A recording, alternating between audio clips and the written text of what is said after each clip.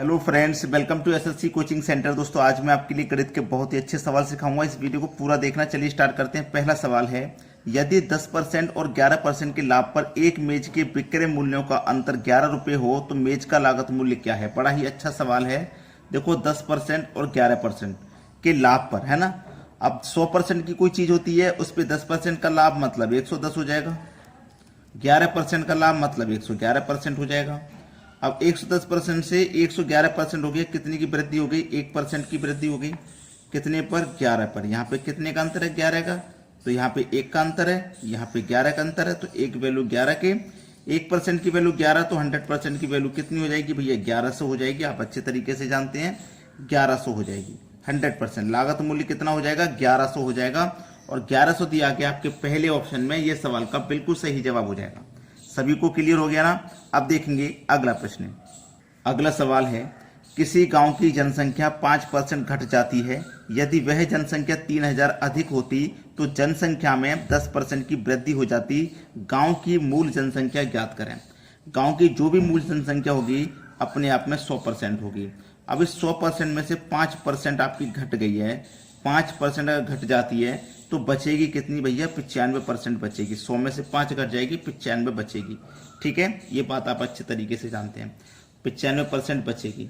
यहाँ बची है हमारी 95%। अब समझना, अब उसने क्या बोला है, अगर जनसंख्या 3000 अधिक होती तो जनसंख्या में 10% की वृद्धि हो जाती, है ना। 10% की वृद्धि। अब 10 की वृद्धि मतलब 100 पे 10 की वृद्धि हो जाएगी तो 110% हो जाएगी। अब देखो, 95 से 110 पे पहुंच गए तो कितना बढ़ गया? आप कहोगे सर 15% बढ़ गई। और यहाँ पे कितना बढ़ रहा है, कितना अधिक हो रहा है? 3000। तो 15% की वैल्यू कितनी है? 3000 है। 15 की वैल्यू 3000, तो 1% की कितना भाई? 15 से डिवाइड कर दो, 15 दूनी 30 और 2 जीरो, यानी कि 1% की वैल्यू 200। 1% की 200, तो हमसे पूछा था 100% का मान, मूल जनसंख्या। तो 200 है 1% की, 100% की चाहिए, 100 से गुना कर दो। 2 1 कम 2, 2 जीरो ये, 2 जीरो ये मिलकर के हो जाएंगे 4 जीरो, यानी कि 20,000। मूल जनसंख्या क्या हो जाएगी? 20,000 हो जाएगी। सी ऑप्शन हमारे सवाल का हो जाएगा बिल्कुल सही जवाब। अब देखेंगे अगला प्रश्न। अगला सवाल है, राम की आयु 10 वर्ष है, उनके दादा की आयु 62 वर्ष है। कितने वर्ष के बाद उनके दादा की आयु राम की आयु से 5 गुना होगी? एक तो राम है और एक है राम के दादाजी। ठीक है, कितने वर्ष के बाद उनके दादा की आयु राम की आयु की 5 गुना होगी? चलिए, राम की आयु हमें दी गई है 10 वर्ष है। ठीक है, उसके दादा की आयु दी गई है 62 वर्ष है। कितने वर्ष के बाद 5 गुना होगी? अगर आप ऊपर से स्टार्ट करोगे ना कभी भी एग्जाम में, तो एग्जामिनर को पता है बच्चा कहाँ से स्टार्ट करेगा, पहले ऑप्शन से। और मैं आंसर दे देता हूँ लास्ट में। तो यहाँ से करता हुआ जाएगा, लास्ट तक पहुंचेगा तो समय ज़्यादा खर्च हो जाएगा। जब समय ज़्यादा खर्च हो जाएगा फालतू का, तो फिर कंपटीशन टफ हो जाएगा। इसलिए ऐसा सवाल कभी आए तो नीचे से ऑप्शन को इस्तेमाल करिए, लेकिन नीचे से इस्तेमाल करिए।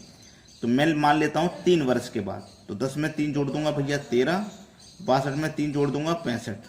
तो देखो 13 पंजे 65, 5 गुना हो गया कि नहीं हो गया? 13 पंजे 65, 5 गुना चाहिए था, 5 गुना हो गया।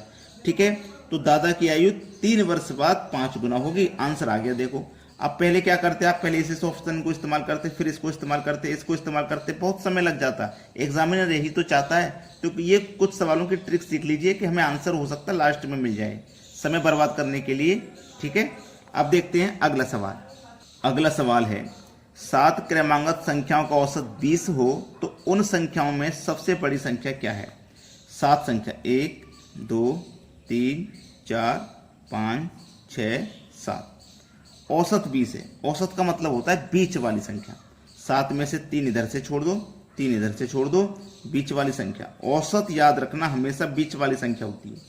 अब ये संख्या कैसी है? क्रमांगत का मतलब लगातार, जैसे 20 के बाद 21, फिर 22, फिर 23, 20 से पहले 19, 18, 17। पूछा क्या है? सबसे बड़ी संख्या। तो इनमें सबसे बड़ी संख्या तो 23 है। बी ऑप्शन हो जाएगा सही जवाब। अगर पूछ लेता सबसे छोटी, तो सबसे छोटी 17 है, 17 को आंसर कर देते। ठीक है, अब देखते हैं अगला प्रश्न। अगला सवाल, ए काम को 10 दिन में तथा बी 15 दिन में कर सकता है। ए कर सकता है 10 दिन में, बी कर सकता है उसी काम को 15 दिन में। टोटल काम पता करने के लिए दोनों का एलसीएम ले लो, एलसीएम आ जाएगा 30।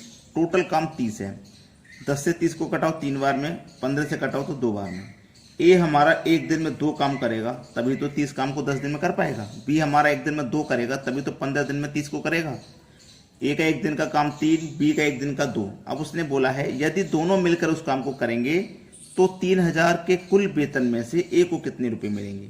3000 के कुल वेतन में से, ठीक है। चलिए दोनों अगर मिलके करेंगे तो कितना हो जाएगा, 5 हो जाएगा। आप ये बात जानते हैं, यानी कि दोनों का जो योग है ना 5 है। ए को कितने मिलेंगे ये पूछा है। ए का कितना है, एक दिन का 3 को ऊपर लिखिए। दोनों का कुल योग 5 है और यहाँ पे कुल योग 3000 है। 5 छिक्के 30 और 2 जीरो यानी कि 600। 600 को गुना कर दो 3 से तो ए को मिलने वाली राशि हो जाएगी 1800। ए को मिलने वाली राशि 1800 हो जाएगी। ये सवाल का बिल्कुल सही जवाब है। अब देखेंगे अगला सवाल। अगला प्रश्न, एक परिवार में 24 दिन में 60 किलो चावल की खपत होती है तो उसी परिवार में 18 दिन में कितने किलो चावल की खपत होगी। देखो 24 दिन में 60 किलो चावल की खपत है तो एक दिन में कितनी खपत होगी, 60/24 एक दिन में। उसने बोला है 18 दिन में, ये एक दिन की खपत है। 18 दिन का पूछा तो 18 से यहाँ पे सीधा सीधा मल्टीप्लाई कर दो, ठीक है। चलिए 6 चौकू 24, 6 तिया 18, 4 से 60 कट जाएगा 15 बार में और 15 तिया 45, तो 45 आ जाएगा सही जवाब। 18 दिन में कितने किलो चावल की खपत होगी, 45 किलो। 45 किलो दिया गया सी ऑप्शन में। ये सवाल का सही आंसर है। सभी बच्चे वीडियो को लाइक अवश्य करें और शेयर करें ज़्यादा से ज़्यादा, ठीक है बच्चों। धन्यवाद।